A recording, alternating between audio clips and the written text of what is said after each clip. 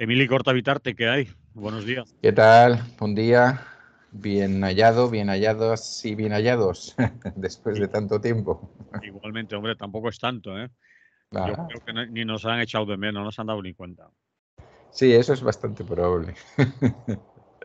Bien, vamos a charlar de algo que la gente está esperando que aparezcas tú por aquí para que nos des la versión sobre el terreno. Ujú. Recordamos a la audiencia que Emili Cortavitarte está en Cataluña, está concretamente en Barcelona, en una localidad, no vamos a decir la calle para que no vayan a hacerte regalos nadie, pero Sí.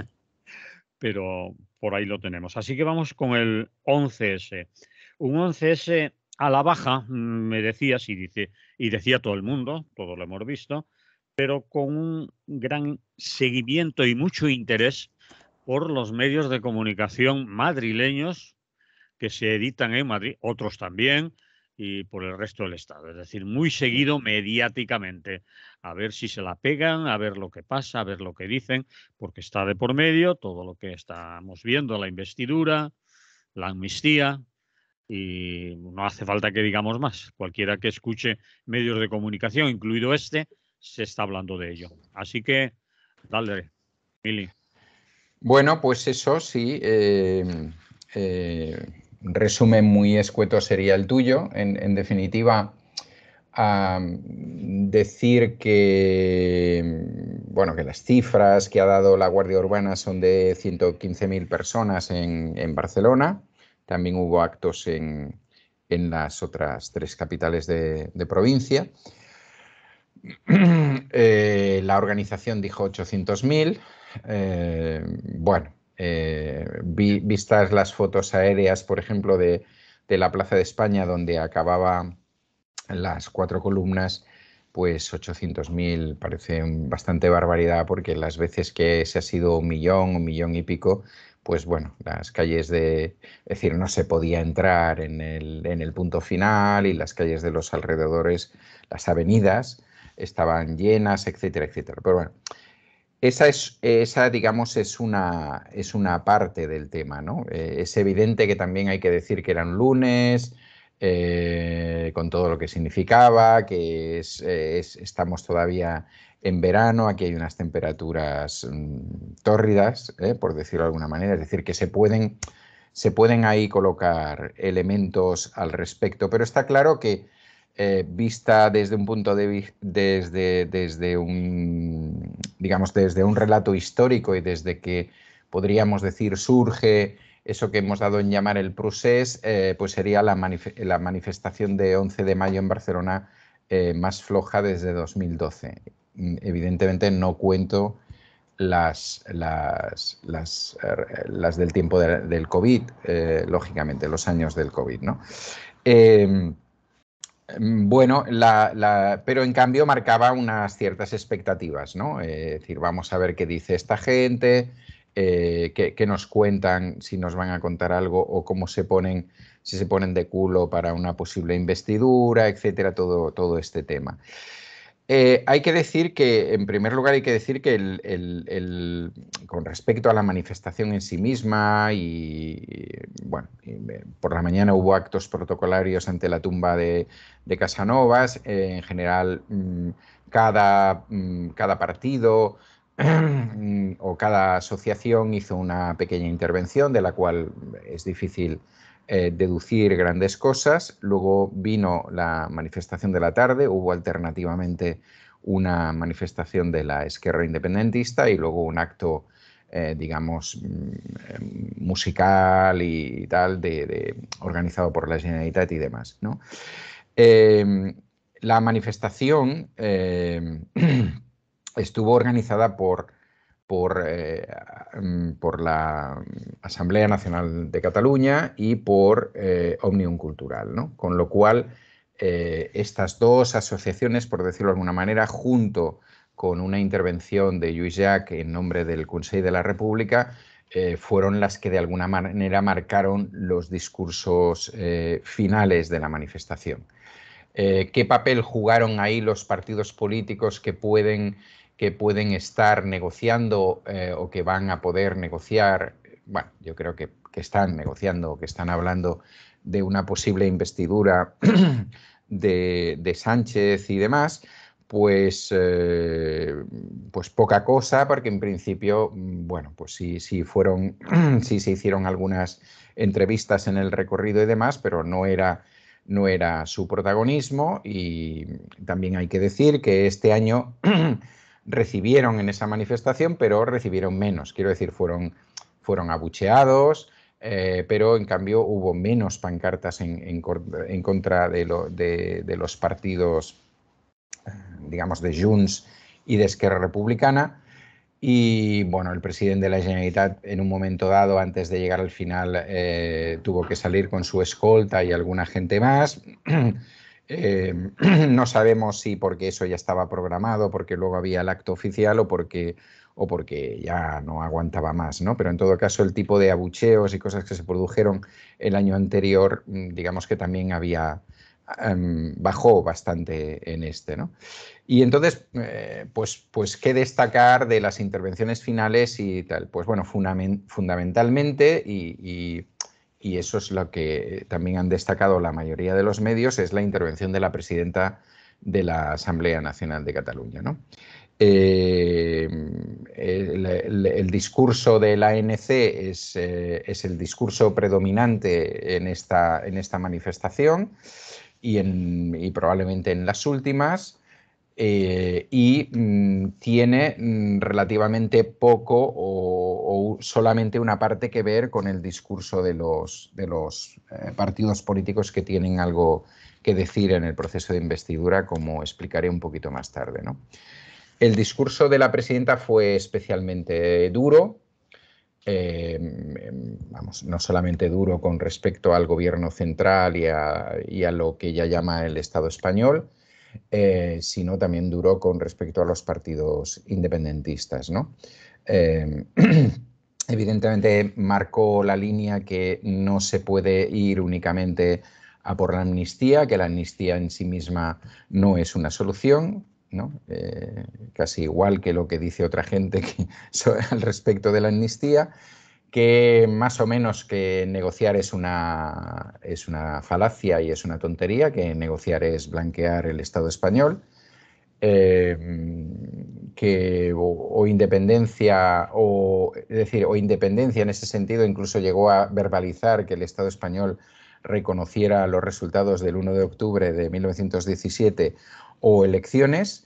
Que los partidos independentistas no tenían nada que hacer ni nada que procurar para que, bueno, pues para que hubiera una cierta normalidad dentro del gobierno central y tal. Y la amenaza hacia esos partidos independentistas de, bueno, pues si no sois capaces de hacerlo, si no sois capaces de trabajar de otra manera en el Parlamento español y de, teniendo mayoría en el Parlamento de Cataluña, pues proclamar la independencia de manera unilateral, pues es que no servís y por tanto, pues aquí estamos nosotras y nosotros para crear una lista cívica, una amenaza que ha aparecido en varios momentos, ¿no? En las próximas elecciones, sean estas las que sean, ¿no? Es decir, tanto las de ámbito estatal, si se repitieran, como las próximas de Cataluña. Choca un poco, te estoy oyendo, la radicalidad de ese discurso con lo que se aprecia, dicen las estadísticas y también tenemos un ruido enorme que no sé de dónde sale. En las últimas elecciones, los resultados de las últimas elecciones, ¿no? Bueno, es decir, ANC se ha quedado de alguna manera digamos, lo que quería un poco explicar ahora, ¿no? Se ha quedado así como el último eslabón, digamos, de la gente que sigue reivindicando tal cual el 1 de octubre y la declaración de independencia del 1 de octubre. Es decir, están en 2017. Están en 2017, por decirlo de alguna manera. Entonces, esta gente analiza que en ese momento se tenía que haber mantenido la independencia y que, por tanto, pues hay que volver a ese punto de partida, que ese es el punto de partida genial y tal. Y hablan de declaración unilateral, etcétera. Es decir, pero es cierto que ahora mismo de las fuerzas políticas o sociales, si tú quieres, cercanas al independentismo, en el margen del independentismo, es la única gente que está planteando eso, ¿no? Lo digo también porque... Perdona, Di. No, no, no, sí, sí, sigue. Te iba a preguntar que explicaras un poquito lo de la lista cívica, ¿no? Porque Sí, suena.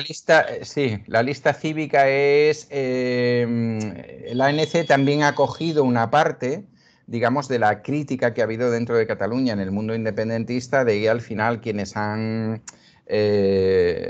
desperdiciado esta oportunidad han sido los partidos políticos, pues por hacer política, por sus cargos, por no sé cuántos, y esto, pues si lo hiciera el pueblo, ¿no? Esa recurrencia a un pueblo catalán impoluto, que es absolutamente independentista y que es pues absolutamente honesto y que nadie iba a meter la mano en ningún lado y que todo el mundo está preparado para hacer política y todo ese tipo de cosas que ya conocemos, pues entonces es el pueblo el que tiene que asumir eso, ¿no? Entonces, su planteamiento sería el de hacer listas cívicas en las que supongo, cívicas quiere decir de personas no afiliadas a partidos o en todo caso que han renunciado a ir en la lista de su partido para ir en esa porque se cree en ese proyecto y tal. Hay que decir que este tema de, abro un paréntesis, ¿no? por el desconocimiento que se puede tener en la distancia y que me parece normal. Ya ha habido una gente que ha trabajado este tema, ¿no? Evidentemente no estaba la ANC detrás, ni la presidenta de la ANC y tal, ¿no? Que ha sido una gente que se presentó en las elecciones municipales, las últimas, ¿no? Las anteriores, con el título de primarias y que entonces era, pues nos juntamos toda la gente que somos independentistas de una determinada localidad, hacemos unas primarias, se hace la lista en función de esas primarias y luego nos presentamos. Sacaron menos de 50.000 votos en toda Cataluña y se metieron en algunos ayuntamientos. Creo que no sacaron más de, ahora estoy hablando un poquito de memoria, pero 40 concejales, una cosa por el estilo, ningún ayuntamiento, etcétera. Esa lista se presentó en las últimas elecciones y no sacó ningún diputada, por supuesto. Entonces, claro, es un experimento que de alguna manera se ha hecho. Quizás no, quizás si esta mujer se presentara a encabezar una lista, pues bueno, pues tiene un predicamento. Si evidentemente las y los responsables de la Asamblea Nacional de Cataluña se presentaran en sus diferentes localidades, a lo mejor el resultado sería otro, pero evidentemente estamos hablando de eso, es decir, digamos, de un planteamiento de populismo en estado puro, en el sentido de que, bueno, si la ANC tuviera un recorrido más político, pues a lo mejor tendría un sentido. ¿Por qué hablo en este caso de populismo? Hablo de populismo tampoco en sentido peyorativo, sino simplemente porque lo que el ANC plantea es que su punto de unión, de fusión, es simplemente la independencia de Cataluña, ¿no? Y entonces la discusión sobre más cosas alrededor de la independencia de Cataluña, cómo debe ser, qué pasa con ese Estado que se crearía, etcétera, pues tampoco es una discusión que se lleve muy a fondo desde mi punto de vista dentro de la ANC, porque evidentemente eso significaría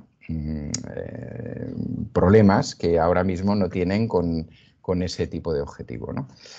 Ahora, ¿qué pasa con el resto? Pues evidentemente podríamos decir que Òmnium Cultural, que suele convocar conjuntamente, tiene otra perspectiva. Por ejemplo, Òmnium Cultural... Precisamente por Omnium, ¿qué Sí, pasa? Òmnium, a Òmnium le parece, o sea, ve válido, o sea, claro, ANC en principio critica cualquier negociación, ¿vale? En estas circunstancias. Negociar ya es perder plumas en el camino, ¿no? Y, digamos, favorecer a la otra parte, ¿no? Porque le está dando una imagen de que ellos sí que escuchan, de que tal, bueno, de que hay cosas que pueden admitir y otras no, pero no sé qué. Entonces, frente a su mentalidad o a su planteamiento de siempre nos toman el pelo, no sé qué, no sé qué. Por ejemplo, ellos dicen, la amnistía será otro indulto. Por tanto, será otra concesión del Estado español, no una cosa que hayamos conseguido mediante la lucha, mediante, bueno, este tipo de tal. En cambio, Òmnium Cultural opina que una amnistía, sea mediante un proceso de ley de amnistía, sea mediante un proceso de indulto o lo que fuere, pues es un paso adelante, ¿no? Porque en estos momentos hay, no solamente está Puigdemont, sino que hay aproximadamente 4.000 personas en Cataluña que están sometidas o que pueden ser sometidas a... Perdona, Didi. Sí. No, explica eso de las 4.000, porque a mucha gente Sí, dice que acaba de decir, no se habrá equivocado de cifra, 4.000 personas sí, encausadas. sí. Tema del proceso. ¿Y Sí, dónde está? porque claro, porque las denuncias, todavía colean las denuncias del 1 de octubre. Mm, Entonces, cuando se habla de esto, cuando se habla de amnistía, no se está hablando únicamente, y eso, por ejemplo, Puigdemont, que no es tonto, lo repite bastante a menudo, que es decir, que no se trata de su amnistía y de la gente que está en el exilio, ¿no?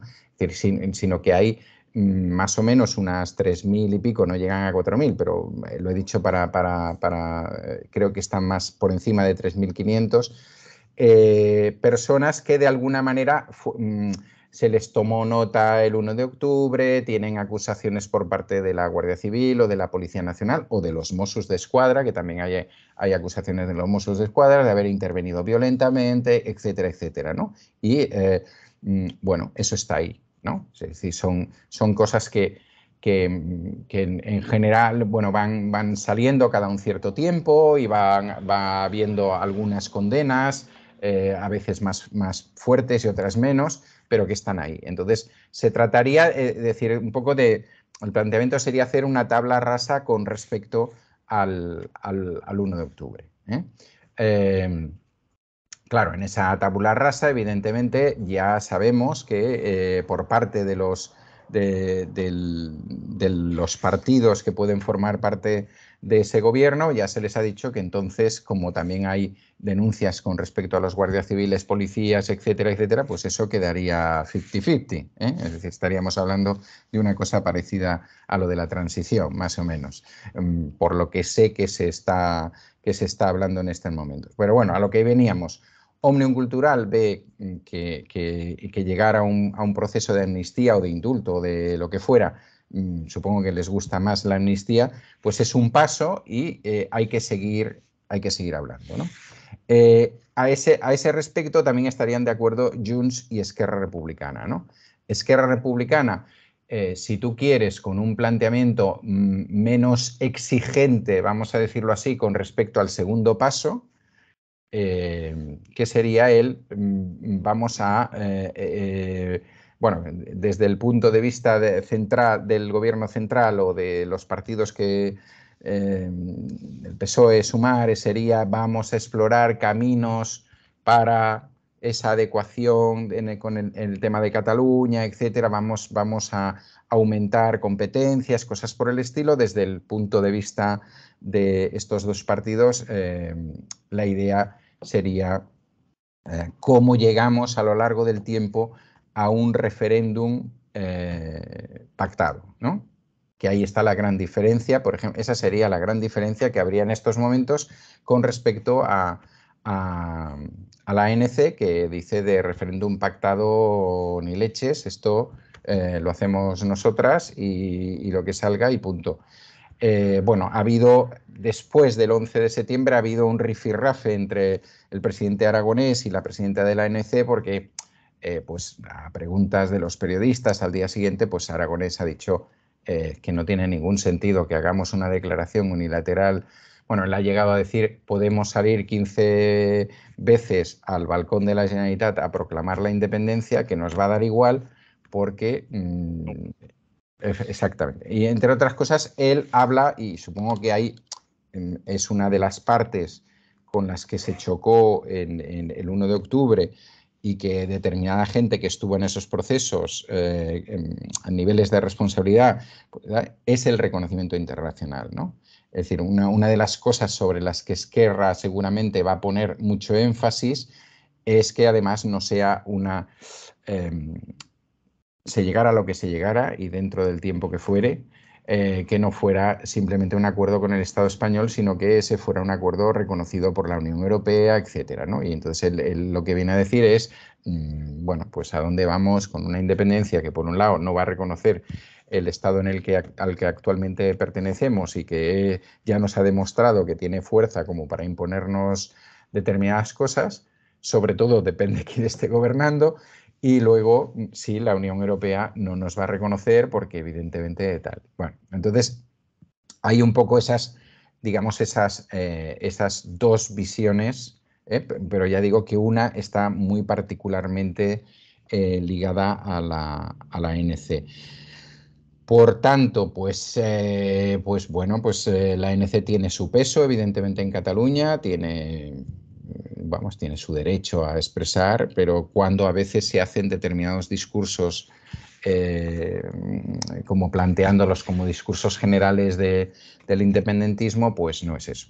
Otra de las, y un poco para ir acabando, vamos, si no quieres más, lo que el 11 de septiembre ha demostrado nuevamente, porque no es el primer año, es pues eso, la tremenda división que hay dentro del independentismo, ¿no? Las diferentes maneras de ver la salida del proceso, tanto en el ámbito mismo de Cataluña. Hay que recordar que en estos momentos el gobierno de la Generalitat está en manos de Esquerra Republicana en solitario, es decir, y que no se consiguió que Esquerra y Junts pudieran pactar un gobierno conjunto. Y por otro lado, pues que sus estrategias pues también son con matices, pero son diferentes, ¿no? Yo creo que ahora mismo el tema está situado en lo que también hemos hablado en algún otro programa, ¿no? Es decir, precisamente en un momento en que, como tú dices, las encuestas, pero no solamente las encuestas, sino las últimas elecciones generales, cuando hablo de encuestas, hablo de encuestas hecha por el CIS catalán, ¿no? Demuestran una caída del ímpetu, por decirlo de alguna manera, independentista en Cataluña. Por otro lado, se dan unas circunstancias electorales como las que tenemos a nivel estatal, ¿no? Que el apoyo de una o las dos formaciones políticas catalanas representadas en el Parlamento español, en el Congreso español, son fundamentales para conseguir eso que se llama un gobierno de progreso, ¿no? Y ahí hay pues esa es la problemática, ¿no? Mientras que hay gente que dice, bueno, pues que vuelvan a elecciones, que hagan lo que sea, pues hay otra gente que lógicamente opina, por un lado, que PP más Vox es mucho peor y por otro lado, que es un buen momento para que en un momento de cierta debilidad quizás se tenga más fuerza que nunca para negociar determinados aspectos. Muy bien, pues lo dejamos ahí, Muy aunque bien. por volver sobre el tema si hace Sí, falta. habrá que volver. Sí, Y irán pasando cosas, sobre todo con el tema claro, de la investidura y todo ello que estamos sí. metidos de bruces en ella. Vamos a ver, Aznar y la Constitución. Este señor, junto con otros, estoy pensando en Guerra, en Felipe González, Mm, han salido a la palestra a decir la suya. Son viejos dinosaurios de la política que siempre aparecen en momentos críticos, de cierta crispación política, a decir cosas que en muchos casos son los de los socialistas, no coinciden con el sentir quizás ahora de los dirigentes socialistas y de lo que mayoritariamente, creo yo, piensan en el mundo socialista. Pero no íbamos a hablar de estos señores, sino del señor Aznar, que ha aparecido por ahí con su cara de mala hostia, con perdón, de vinagre puro, sí, a soltar pues una de las suyas. Le han acusado incluso de argumentos golpistas, ¿no? sí. Eh, y Feijóo ha salido a defenderlo y a decirle a los del PSOE que cuidado, ¿cómo os metéis con mi amigo? A pedirle perdón. Bueno, eso es un resumen así de lo que vas a hablar, Aznar y la Constitución. ¿Qué pasa con Aznar? Mira que Bueno, me sale mal que hablemos aquí de Aznar, pero en fin, ¿y lo qué le merece vamos a hacer? porque Se lo merece. que- Bueno, Aznar, en la inauguración de un campus de la FAES, de esa fundación que tan dignamente preside y que influencia tanto a toda la derecha española, ¿no? Y la ultraderecha también en buena medida, a pesar de que la ultraderecha también tiene su propia fundación, que creo que se llama Disidencia, vamos, espectacular. Eh, pues nos regaló el otro día con una serie de frases lapidarias de estas que tanto le gusta a él, bueno, que llevaba escritas, por cierto, pero bien, o sea, eso no quiere decir que no se las creyera y que no las hubiera escrito él mismo, ¿no? En esas frases, no tengo todas, pero bueno, algunas hubieran sido geniales, pero pues habló de proceso de autodestrucción nacional en el proceso que él entiende que está realizando el PSOE y Sumar junto a los partidos independentistas, ¿no? Y situó el terrorismo, la secesión, como los elementos clave para la ruptura del Estado, ¿no? Hay una frase que creía que tenía apuntada aquí, pero que no la recojo ahora, pero que la explico, en que él más o menos dice: esto no se va a producir y no vamos a volver a... Con lo cual, esa frase sucintamente nos está llevando a 1936. No vamos a volver a una situación de disolución del Estado, era la frase que el fascismo, Falange, etcétera, utiliza, y los jefes militares y demás utilizaron en 1936 como argumento para su golpe de Estado. Por eso, evidentemente, ha sido acusado de planteamientos golpistas. Y de esa deriva vuelve a utilizar la expresión basta ya, que es aquella expresión que se utilizó en su momento contra el terrorismo de ETA, y llama a una movilización nacional. Y miren ustedes por dónde, pues una asociación catalana que se llama Sociedad Civil Catalana ya ha convocado una manifestación el 8 de octubre en Barcelona, que puede ser una cosa espectacular. Digo espectacular no porque pasen de esos 115.000, ni mucho menos. Cada vez que lo han hecho ha sido un tremendo fracaso, a pesar de que Ayuso ha dicho que esta vez vendrá ella. Evidentemente, si viene ella, pues viene alguna gente más. Y bueno, pero vamos, espectacular que además se determine que es Barcelona el sitio donde hay que hacer los esfuerzos para el basta ya. Debe ser porque la otra vez lo de Colón le salió fatal y la mayoría de los de la foto de Colón han desaparecido y han dicho: pues vamos a Barcelona a ver si la foto de la Plaza Cataluña nos resulta mejor, ¿no? ¿Por qué he dicho Aznar y la Constitución? Porque desde la derecha, incluso desde Vox, desde el PP y Vox, hay una continua referencia a la Constitución española, pero claro, las hemerotecas están ahí para algo y el señor Aznar, cuando se votó el tema de la Constitución española, escribió, tenía 20 y pocos años, 21 me parece, una cosa así, y escribió una serie de artículos ya como avezado político de derechas en contra de la Constitución española. Entonces, pues es muy curioso, ya no digo la cantidad de gente de una determinada edad que ahora mismo milita en Vox, que no fueron partidarios de la Constitución y que pretendían quedarse con el fuero de los españoles en vez de la Constitución, ¿no? Entonces, pues es muy curioso. Bueno, quería resaltar esta curiosidad, ¿no? De que de que gente que en su momento no defendió la Constitución española en estos momentos sean los máximos defensores. Evidentemente, pues no porque se la lean a menudo, ni porque se sepan los artículos y estas cosas, sino porque hay un apartado que para ellos ahora mismo es clave, que es el de la unidad política del territorio llamado España, ¿no? Bien, quiero además enmarcar esto, aparte de este claro, claro engaño que Aznar y otra gente hacen con el tema constitucional, quiero marcar esta intervención de Aznar en la situación actual. Es decir, vamos a ver, quien se presenta ahora a la investidura es su pupilo, es Feijóo, al cual le quedan pues creo que 14 días o una cosa por el estilo, ¿no? Para... Largos dicen en el PP, que es muy cuesta arriba aguantar. Claro, claro, eso es lo que... Bueno, 13, ¿no? Es el 26, vale, 14, no, 12, perdón.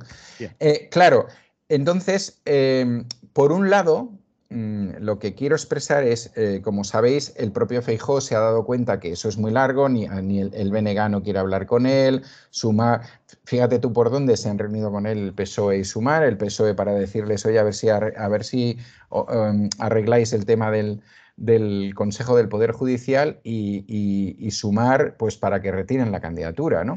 El resto ni quiere hablar con él, ni se va a reunir y como mucho le aceptan una llamada de teléfono a algún presidente de algún territorio, ¿no? Entonces, pues evidentemente... Esto es, ¿qué hacemos con estos 13 días? Bueno, ya hace tiempo que estamos en tiempo de prórroga, ¿no? de este señor Feijóo. Abro aquí un paréntesis para decir, para hablar del rey. Es decir, cuando Feijóo va a ver al rey, antes se ha producido una votación en el Congreso y en esa votación Feijóo se ha quedado con los suyos y creo que 1 o 2 votos más. Ahora, uno más, el de UPN sí, seguro, y el otro, sí, creo que también, 2 votos más.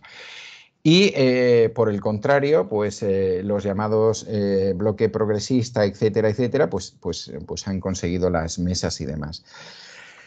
¿Qué es lo que cambia entre esa votación y la visita? Pues el cambio lo hace Vox, que de golpe y porrazo baja la cabecita y dice, a pesar de que no nos han dado a nadie en el Parlamento y no tenemos a nadie en ninguna de las sillas esas que se ponen ahí arriba en la presidencia del Congreso, nosotros vamos a dar nuestro apoyo a Feijóo, ¿no?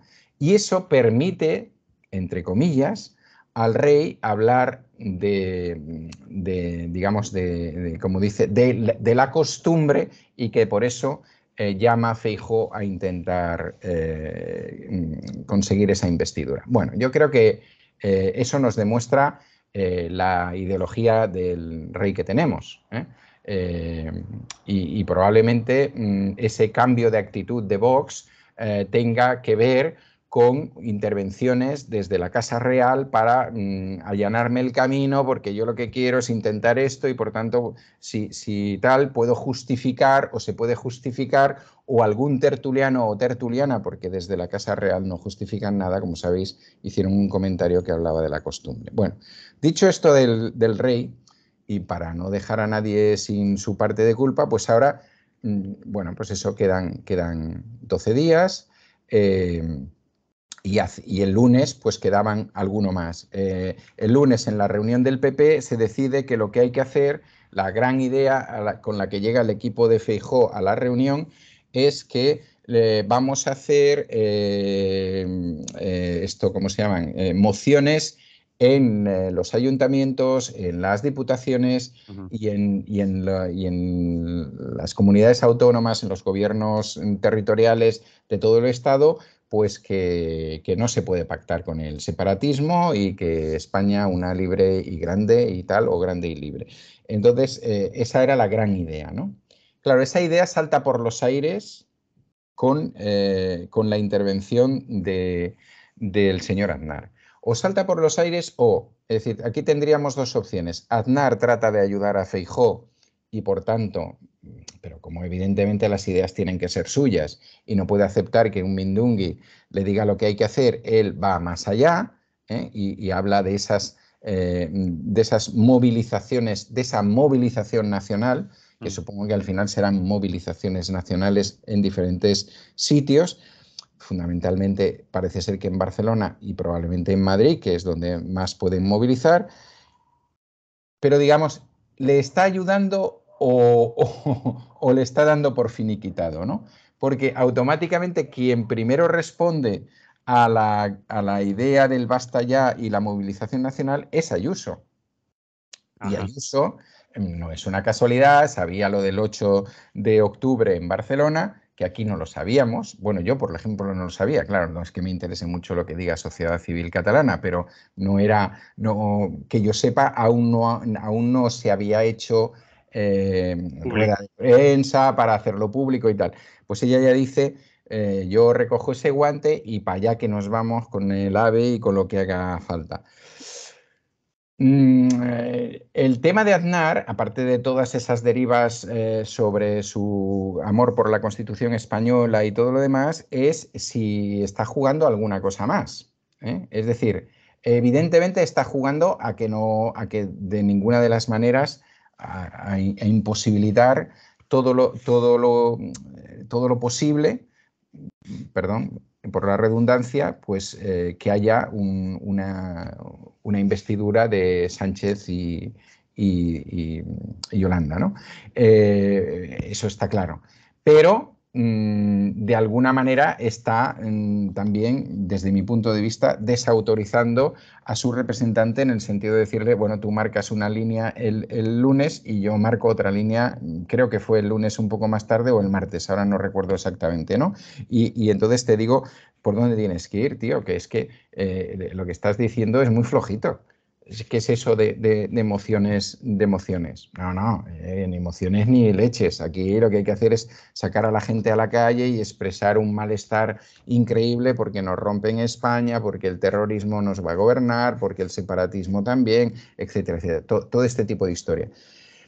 Y hay, aparte del discurso, que es en sí mismo un discurso guerra civilista y golpista, entramos en una dinámica chunga. Es decir, una dinámica que es en el proceso en que me toca a mí promover mi investidura y que lo lógico es que yo debería, bueno, pero eso le está pasando al PP desde hace ya varias semanas, yo debería explicar cuáles son mis argumentos para ser presidente del gobierno, ¿no? Y para que mi partido tenga el gobierno, pues lo que estoy haciendo es desmontar lo que supongo que van a ser los argumentos de los otros, porque evidentemente todavía no ha salido nadie diciéndonos que el pacto es sobre esta cosa o la otra o la de más allá, ¿no? Es decir, una gente a la cual todavía no le ha tocado iniciar su proceso. Están presuponiendo lo que va a ser, ¿no? Efectivamente, están marcando un discurso, probablemente porque es un discurso que les sirve primero para intentar que lo otro no se produzca y segundo porque es seguimos en campaña, ¿no? Sí. Es una pre-campaña, pero claro, es una pre-campaña que, si os fijáis, es cada vez más hacia la ultraderecha. Es decir, no solamente está pasando lo que está pasando con sus gobiernos conjuntamente con el PP y cómo están, bueno, pues por ejemplo, lo que estáis viviendo allí, ¿no? Es decir, que el acuerdo PP-Vox en las Cortes Valencianas es que a partir de ahora las pancartas, cuando haya una violencia machista, digan no a la violencia contra las mujeres, ya ni machista, ni género, ni leches, o sea, contra las mujeres, ¿no? Que es un genérico, porque lo puede hacer otra mujer, y tal.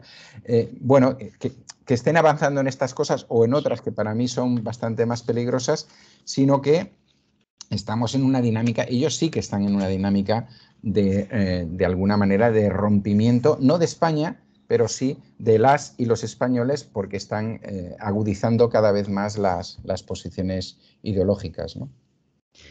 Te quería interpelar ahí un poquito, no es la palabra adecuada. Sobre el discurso de Aznar, vi un debate en la televisión pública anteayer, creo, en el que algunas periodistas y algunos periodistas tertulianos defendían a Aznar en el sentido de libertad de expresión. No quizás Sí. por lo que había dicho, sino, que diga lo que quiera, ¿no? Puede decir lo que quiera y a los demás no les prestamos atención, creemos que se ha pasado varios pueblos, pero tiene derecho a decir lo que quiera. ¿Es suficiente esa justificación de un discurso tan incendiario que se ha tachado, como tú has dicho, de guerra civilista y de golpista, justificarlo con la libertad de expresión, o es muy peligroso? Bueno, yo creo que es tremendamente peligroso. A mí no se me ocurriría, evidentemente, ni creo que esté en manos de nadie prohibir a Aznar que siga diciendo lo que suele Sí, decir cada vez que sale al atril, pero evidentemente Aznar ha sido presidente del gobierno y sigue teniendo un papel, a diferencia de, tú hablabas antes, por ejemplo, de González o tal, González o Guerra, que han quedado claramente marginados dentro del PSOE, eso lo han dicho, además se lo han recordado. claro, pueden ser referentes históricos y demás, pero es evidente que el peso de Aznar da la impresión de que es mucho mayor dentro del PP y que sigue marcando una línea y que sigue teniendo una gente muy, muy afín con una gran importancia. Claro, entonces es decir, desde el punto de vista de la libertad de expresión, pues, ¿qué le vamos a hacer? Ahora, desde el punto de vista de lo que está haciendo, de lo que puede contribuir su discurso y más que su discurso, sus propuestas, porque el problema no es que él diga determinadas cosas, sino que a continuación él, bajo el lema Basta ya, propone una movilización nacional en contra de una cosa que ni tan solo se está produciendo. Es decir, que a lo mejor se está hablando, evidentemente, parece ser que sí, pero que, entonces, bueno, es ese tipo de cosas que hace esta gente, dice, no, no, pero es que yo he escuchado que alguien me ha dicho que Puigdemont dijo o que Otegi en no sé qué meeting, digo, pero bueno, pues Otegi en no sé qué meeting tiene la misma libertad de expresión que tú, ¿no? O tú le vas a decir ahora a Puigdemont que renuncie a la independencia de Cataluña o a Otegi que tal, pues no. Ahora, si hay un proceso de negociación, vamos a ver hasta dónde llega eso, ¿no? Y si eso cabe o no cabe en la Constitución, porque hay cantidad de gente diciendo, bueno, aprovecho también para un famoso tema. No, no, es que una ley de amnistía es anticonstitucional. Bueno, el PP hizo 2 leyes de amnistía fiscal. ¿Esas sí son constitucionales? Me pregunto. ¿eh? Evidentemente, el Tribunal Constitucional no las tumbó. Por tanto, son De todas maneras, constitucionales. has dicho por ahí algunos entendidos de estos de las amnistías, con perdón de la expresión, que no es lo mismo una amnistía fiscal que una amnistía de... Claro, claro, Digo, vayáramos, claro, claro, por eso cuando hablamos de la igualdad de las españolas y los españoles, hablamos de su igualdad para unas cosas, pero para otras no. ¿Cómo vamos a repartir los dineros? Vamos, los dineros no se reparten, eso, claro, pero es que alguien está pensando que eso va a ser una ley de amnistía y no lo sabemos. Y claro. yo he escuchado a determinadas personas que parece que están en esas reuniones, en determinadas entrevistas, y que lo que te están diciendo cuando sueltan algo más de lo que quieren soltar es que están buscando la manera de hacer eso y de nombrarlo. ¿eh? Porque me Ponerle imagino. nombre. Claro, porque me imagino que, bueno, el otro día en el año nuevo, no sé cómo se llama, el año nuevo judicial, ya hubo alguien que se destapó con que eso de una ley de amnistía tal. Bueno, chico, no sé, es que a lo mejor lo que tienes que hacer es primero renovarte y luego me explicas lo que es tu vida, pero es que a lo mejor eso no se llama ley de amnistía.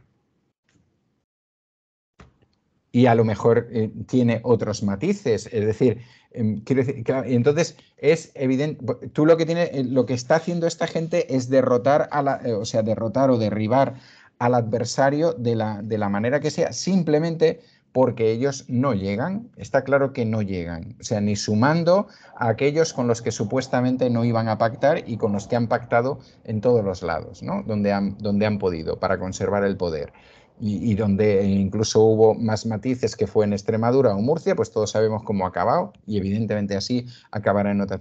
Bueno, a ver, yo creo que lo que estamos asistiendo, lo he dicho también en el programa varias veces, a lo que estamos asistiendo y no estábamos excesivamente acostumbradas y acostumbrados en España hasta los últimos 6, 8 años, quizás un poco con la etapa del señor Rodríguez como asesor de Aznar, ahí sí, es a ese discurso de la ultraderecha, que en España es el discurso de la derecha, súper bestia y súper descalificador, que sí que se conoce pues, en los Estados Unidos, y nos llevamos la mano a la cabeza hablando de Trump, o se ha conocido en Austria, o se conoce en Israel con Netanyahu, etc. Eso es lo que esta gente trata de igualar en estos momentos, y no hay más cosa que esta. Y mientras tanto, debajo del discurso aparentemente político, pues hay un trabajo económico muy importante, porque si no, no estarían ahí. Es decir, esta gente está dispuesta a ayudar a las élites, y la muestra, y lo tenía apuntado como otro tema, no nos da tiempo, pero lo engancho aquí, la muestra es que de las primeras medidas que ha tomado el gobierno de Extremadura ha sido la eliminación del impuesto de patrimonio y la eliminación del impuesto a los grandes tenedores de viviendas, es decir, aquellos que tienen más de 5 viviendas en Extremadura. Y para que os hagáis una idea, que no solamente estamos hablando de lo que dicen por la boquita y que es lo que a veces nos espanta, y la fotito esa que tienen con la bandera, con la gallina, unos cálculos aproximados de lo que significa el impuesto de patrimonio en Extremadura es que afectarían a un patrimonio de 2.710 millones de euros y aproximadamente unos 1.300 contribuyentes, que son los contribuyentes más ricos de Extremadura. A esta es la gente que le están haciendo la política. A esta es la gente. La primera medida es para unos 1.300 ciudadanos. Efectivamente. Y que dejan de ingresar unos 2.000 y pico millones al erario público. No, el patrimonio sería 2.000 y pico, que en impuestos a lo mejor se irían a unos 300 millones aproximadamente. Vale. Los 2.000 millones que hablaba es el patrimonio de estas 1.000 y pico. Claro, en paralelo dicen, no, pero es que también le bajamos el IRPF a los trabajadores y trabajadoras, tal. Pero fijaros. Los 5 euros al mes. Sí, bueno, no, la rebaja para los de encima de 60.000 son 43 euros al año. O sea que hay ricos, porque más de 60.000 euros al año ya empiezas a tener, ya eres clase media, tal. Pues esos que se jodan, 43 euros al año, ¿sabes? Y ya está. Pero los que nos importan a nosotros, que son estos, bueno, además es que la presidenta explica, es que ese impuesto de patrimonios la rebaja al 100%, que lo proponía Vox. Sí. Ya estaba rebajado, pero Vox propuso al 100%, y dice ella textualmente, lo tengo escrito, es para atraer población y talento a Extremadura. Ya te imaginas qué población, porque evidentemente el que no tiene patrimonio no se va a ir, porque no le van a quitar ningún impuesto, y el talento que se va para allá.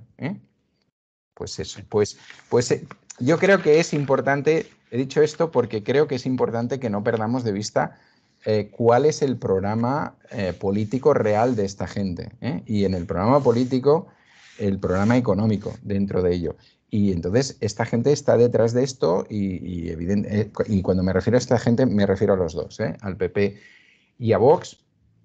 Y evidentemente por eso hay una parte importante de la población española, la parte de la población en general más rica, habrá gente que no, dentro de esta, pues que está contentísimo de conocerlos y de apoyarlos y de ayudarlos, vamos. Ahí están. Bien, de esto tenemos que hablar más detenidamente, porque aquí en el País Valencià también ha sucedido algo parecido con el gobierno del señor Mazón con Vox. Pero lo que decías tú, el tiempo se ha terminado y tenemos que dejarlo aquí. Muy bien, pues nada. Hasta la próxima, que la gente se siga cuidando mucho, que no pierda el bronceado, si lo tiene. Sí. ¿Y qué le vamos a hacer? A explicar estas cosillas. Muy bien, pues la semana que viene volvemos. Abrazo, mucha salud para todas. Salud. Salud.